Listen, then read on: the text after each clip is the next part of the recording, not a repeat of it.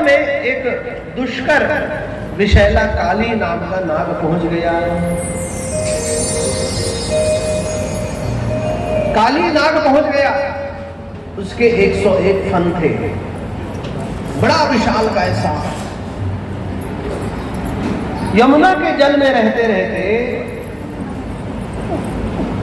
वो सर्प क्या करता, उसकी श्वासों के माध्यम से यमुना का जल विषैला हो गया।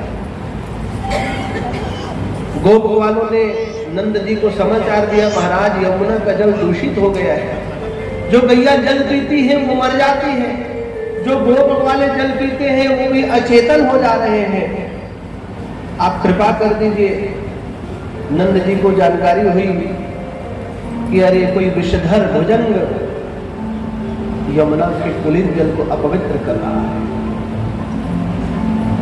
भगवान श्री कृष्ण के दिव्य चरित्रों को यदि विचार करेंगे तो भगवान ने पंच महाभूतों का शोधन किया है। भगवान की लीला में मृत भक्षण लीला भी है। भगवान ने मिट्टी खाया है, मानो मृतिका को शोधन किया, पृथ्वी तत्व को शोधन किया। भगवान ने दावानल का पान किया, अग्नि का पान किया, अर्थात अग्नि तत्व को शोधन किया। भगवान ने तृणावर्त का उद्धार किया, बवंडर के रूप में वायु का शोधन किया। अब भगवान काली दमन के रूप में जल तत्व का शोधन कर रहे हैं। भगवान श्री कृष्ण पंच महाभूतों के पंच तत्वों को शुद्ध कर रहे हैं और हम उन पंच महाभूतों में उन पंच तत्वों को दूषित कर रहे हैं। विचार करिए कितना जल प्रदूषण, आप तो बड़े प्रशासनिक दायित्व में है, कितना जल का प्रदूषण हो रहा है, वायु प्रदूषण हो रहा है, कहीं भी लोग कचरा फेंक देते हैं, मृतिका भूमि तत्व का कितना प्रदूषण। बंधुओं, कोई भी जनप्रतिनिधि अपनी मर्यादा में ही कार्य कर सकता है।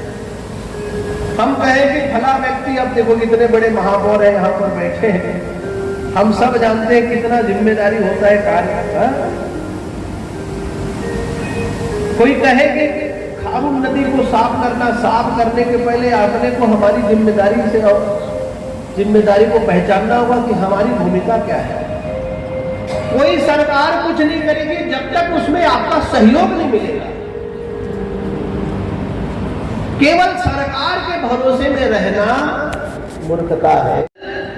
काली के रहने का स्थान नहीं है। आज यमुना का जल कितना प्रदूषित हो गया है। वही यमुना जो भगवान कृष्ण की अर्धांगिनी है, आप वर्तमान में चले जाओ, यमुना के जल में नहा नहीं सकते। दिल्ली में चले जाओ, यमुना का जल, यमुना नदी नाले के जैसा दिख रहा है ना भाई।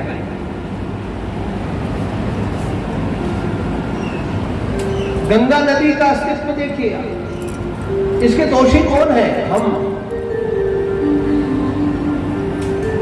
विचार करना होगा कैसे हम जल का शोधन करेंगे, प्रकृति का कैसे संरक्षण होगा। भीषण गर्मी आती है, भीषण गर्मी आती, 50,000 रुपए का हम एसी लगवाते हैं, लेकिन दुर्भाग्य है 50 रुपया का पेड़ नहीं लगा सकते। विडंबना है समाज के लिए। एक गर्मी तपन क्यों बढ़ रही है? प्रति वर्ष अखबारों में प्रकाशित होता है कि इस वर्ष पिछले वर्ष की तुलना में अधिक गर्मी पड़ा। क्यों? वृक्ष नहीं है, वनस्पतियां नहीं है, और हम एसी ऊपर एसी लगाते जा रहे हैं। ठीक है, सुख में रहो, संसाधन उपभोग करो, कोई कठिनाई नहीं है, किंतु अपने उत्तरदायित्व को पहचानो।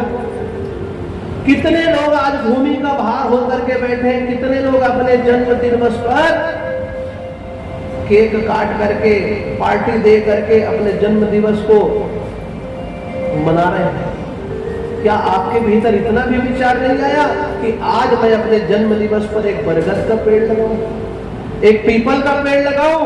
मैं धरती का बोझ होता जा रहा हूं। धरती का भार कब होगा? जब मैं पेड़ लगाऊंगा। ये जागना होगा। हमारे धर्म शास्त्रों में वृक्ष वनस्पतियों की महिमा कितनी गाई गई है कि जो व्यक्ति अपने जीवन काल में एक पीपल का पेड़ लगा करके उसका जीवन भर सेवा करता है, उसको उन्नत करता है, बड़ा करता है, उसके पितर उससे संतुष्ट होते हैं। प्रेम से बोलो श्री राम। इसके कॉन्सेप्ट को समझिए, इसके पीछे के रहस्य को समझिए कि एक पीपल एक बरगद लगाओगे, बरगद का पेड़ में वट सावित्री पूजा करने जाती हमारी माताएं बहनें साल में एक बार। क्यों जाती है? अपने पति की लंबी आयु हो, हमारा पति दीर्घायु हो, इसलिए हम बरगद के पेड़ में पूजा करने जाते हैं। वैज्ञानिकों ने खोज करके निकाला है पीपल और बरगद ही ऐसे वृक्ष हैं जो 24 आवर ऑक्सीजन देता है। कोरोना में देखेंगे ऑक्सीजन ही नहीं रही तो पति कहां दीर्घायु है। इसके पीछे का रहस्य को सोचो, ऑक्सीजन लेवल को बढ़ाना है। विचार करिए, हमारे धर्म ग्रंथों में, भारतीय संस्कृति में जो भी पूजन अनुष्ठान, पूजा पद्धति बताई गई है, पूर्ण वैज्ञानिक विधि है, पूर्ण रहस्य है, कोई कपोत कल्पित अंधविश्वास नहीं है बंधुओं। विचार करिए, हमारा उद्देश्य क्या है, हमारी भूमिका क्या हो सकती है? क्या जब जब प्रकृति पर आपदाएं विपदाएं आएंगी, परमात्मा श्री कृष्ण आएंगे? आपको विचार करना होगा।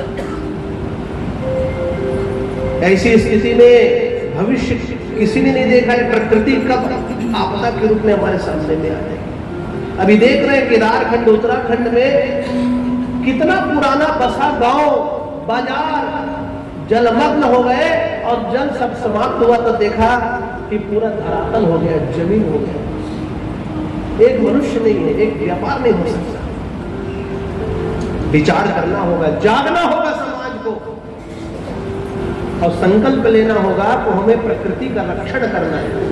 भगवान कृष्ण ने देखा कि काली प्रदूषित कर रहा है तो एक योजना बनाई मित्रों के साथ, कंदुक क्रीड़ा, संस्कृत में गेंद को कहते हैं कंदुक। कंदुक क्रीड़ा किए, एक दूसरे को मारना। हम लोग बचपन में छोटे थे तो झिल्ली को बनाते थे देवांगन में, आपको याद होगा, गेंद जैसा बना के मारते थे, मारपीट करना। भगवान कृष्ण कंदुक क्रीड़ा करने लगे, एक दूसरे को मारने का खेल खेलने लगे यमुना के तट में। भगवान ने खेलते खेलते ने कंदुक को लिया और इतनी जोर से उछाला कि यमुना के जल में चला गया। यमुना के जल में चला गया। दूसरे साथियों ने कहा, कन्हैया तूने गेंद को इतनी जोर से उछाल दिया, अब तू ही लेके आएगा। खेल खेल में बोल देते हैं ऐसे ही। और भगवान को तो अवसर चाहिए था यमुना में प्रवेश करने का। अरे मैं लेके आता हूं। कदम के पेड़ में चढ़ गए यमुना के तट में। तभी अन्य ग्वालों को स्मरण आया, मित्रों को स्मरण आया, ये जहरीला पानी हो गया है। एक नहीं मत जा भैया, तो ठहर ठहर। अरे रुको, मैं लेकर के आता हूं। जोरों की छलांग लगा दी कन्हैया ने यमुना के जल। कन्हैया यमुना के जल के भीतर प्रवेश कर गए। अब जल में जब गए, जल के भीतर जब प्रवेश कर गए तो वहां क्या देखा? 101 फन का सर्प, विशाल काय काली। उसकी पत्नियां उसकी सेवा कर रही है। उसकी पत्नियां उनका चवर बुला करके अर्चा कर रही है। नाग पत्नियों ने कहा, री हमारे स्वामी कि इस जहरीले पानी में कहां से ये जीव आ गया? ये बालक तू जहां से भी आ गया लौट जा। मेरे पति अभी सो रहे हैं, एक काली नाग अभी सो रहा है। यदि ये जाग जाएगा तो तुझे मार डालेगा। तू जैसा भी आया है देव योग से, तू लौट जा।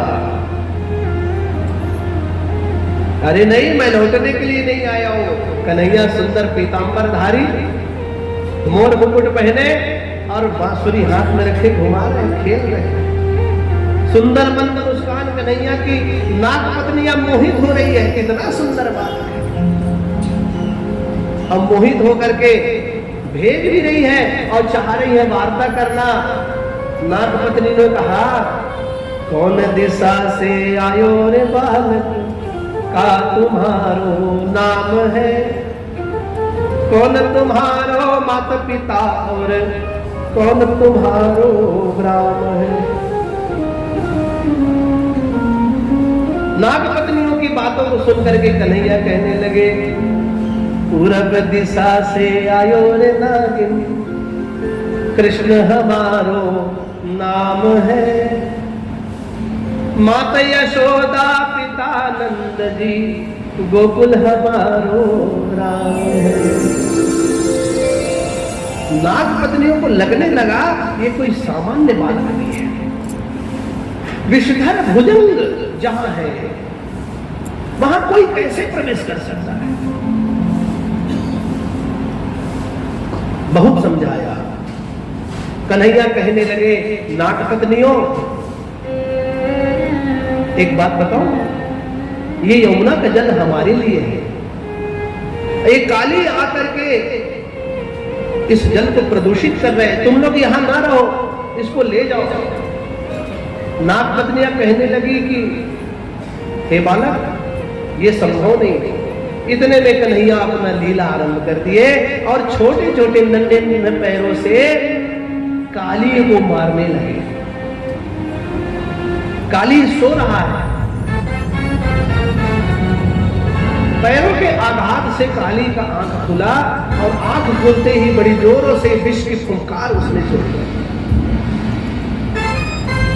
अपने शरीर के माध्यम से कन्हैया को पकड़ने का प्रयास किया, कुंडली जमाने का प्रयास किया, किंतु कहीं दूध घी माखन खाने वाले कन्हैया को कब तक जकड़ करके रखेंगे। काली ने दबाया, कन्हैया फिसल करके निकल गए। अनेक प्रकार से उनके बीच युद्ध हुआ। नाग पत्नियां समझ गई सामान्य बालक नहीं है। बड़ा भयानक युद्ध हुआ और बार बार कन्हैया उसको बोलने लगे कि काली तू यहां से निकल। बड़ा भयानक युद्ध हुआ। देवता वहां पर पहुंच गए, आकाश मंडल में आ गए देवता कि प्रभु का यह दिव्य लीला हम सब दर्शन करेंगे। भगवान श्री कृष्ण ने अविलंब उस काली के मन के ऊपर चढ़ गए और नृत्य करने लगे। बंधुओं, बोलो बाल मुकुंद भगवान की। कालिना के नथया कन्हैया लखन बन, अरे हाँ कन्हैया लखन बन को जल्दी। कालिना के नथया कन्हैया लखन बन, अरे हाँ कन्हैया लखन बन, अरे हाँ कन्हैया लखन बन को जल्दी। अरे हाँ कन्हैया लखन बन को जल्दी। कालिना के कन्हैया नथया लखन बन, अरे हाँ कन्हैया लखन बन, अरे हाँ कन्हैया लखन बन को जल्दी। अरे हाँ कन्हैया लखन बन को जल्दी।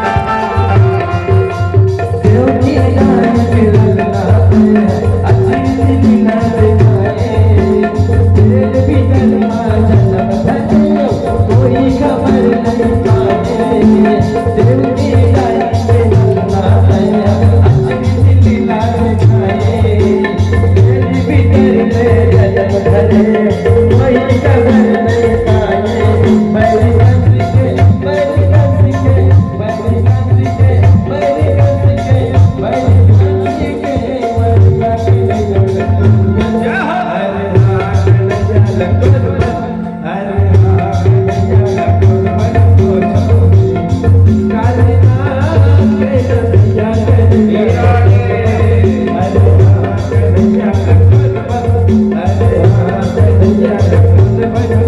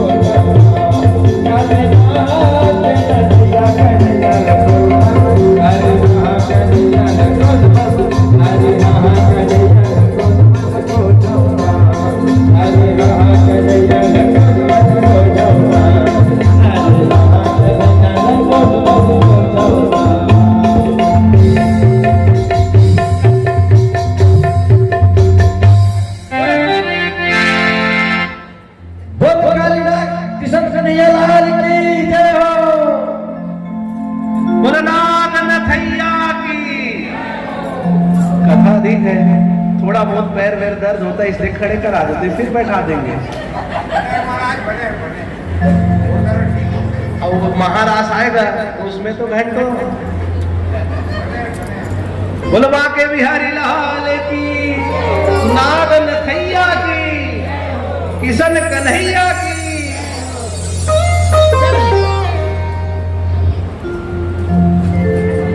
भगवान श्री कृष्ण काली के फनों पर 101 फनों पर नृत्य करने लगे।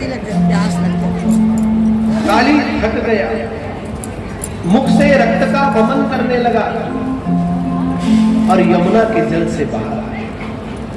देवताओं ने जय जयकार किया, जय हो प्रभु जय हो।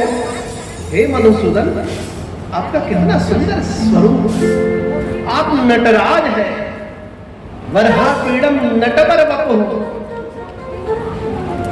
वरहापीडम नटवर वपुः कर्णयोः कर्णिकारं बिभ्रत वासं कनक कपिशं वैजयन्तीं निचपाला। रंध्रान वेणो रधर सुदया पूरयन् गोप वृंदै वृंदारण्यं स्वपद रमणं प्रावशक्ति। हे मधुसूदन, हे नटराजों के राज, हे वृंदावन में रमण करने वाले कन्हैया तेरी जय हो। देवताओं ने स्तुति की। ब्रज के गोप गोपियां सब देख करके, यशोदा नंद सब देख करके अवाक रहे कि अरे इस दुष्ट काली का दमन कन्हैया ने किया। उस काली के सर्प पर नृत्य करने के पश्चात जब देखा कि रक्त का वमन कर रहा है काली, भगवान स्थिर हो गए और एक पैर से दूसरे पैर को जोड़ करके सुंदर बंसी की तान छेड़ दी। भगवान श्री कृष्ण कभी सीधे खड़े नहीं पाएंगे। कन्हैया सुंदर बंसी की तान छेड़े, सबने स्तुति किया। नागपत्नियों ने हाथ जोड़ लिया, प्रभु हमारे पति को क्षमा कर दीजिए, अभय दान दीजिए, मेरे पति को मत मारिए। नागपत्नियों का पुकार कन्हैया ने सुना। कन्हैया कहने लगे, काली मैं तुझे मारूंगा नहीं, तेरा दमन करूंगा। अभी तक प्रत्येक दुष्टों का, असुरों का भगवान श्री कृष्ण ने संहार किया है, उनको मारा है, किंतु काली को मारा नहीं, काली को धन्य किया। और कहा कि हे काली, मैं जानता हूं तू गरुड़ के भय से यमुना के जल में आया है। तेरा स्थान यमुना का जल नहीं समुद्र है, तू अपने रमणक द्वीप में चला जा। नागपत्नियों ने कहा कि भगवान, यदि गरुड़ पुनः आक्रमण करे तो हम कैसे अपनी रक्षा करें। भगवान श्री कृष्ण कहने लगे, नागपत्नियों चिंता मत करो, तेरे पति काली के ऊपर मैंने नृत्य किया है फनों पर, मेरे चरणों का चिन्ह इसके मस्तक पर आ गया है, और गरुड़ कभी इसको देखेगा, मेरे मस्तक के चिन्ह को, मेरे चरणों के चिन्ह को इसके मस्तक पर देखते ही लौट जाएगा। निश्चिंत हो जा, अभय दा। बोलो कृष्णचंद्र भगवान की, नागन थैया की। भगवान श्री हरि ने यमुना के जल को शुद्ध किया। वृंदावन गए, समस्त गोप वाले धन्य हो गए। कन्हैया लौट चले। कन्हैया तुमने बहुत अच्छा कहा। समय बीतने लगा बंधुओं।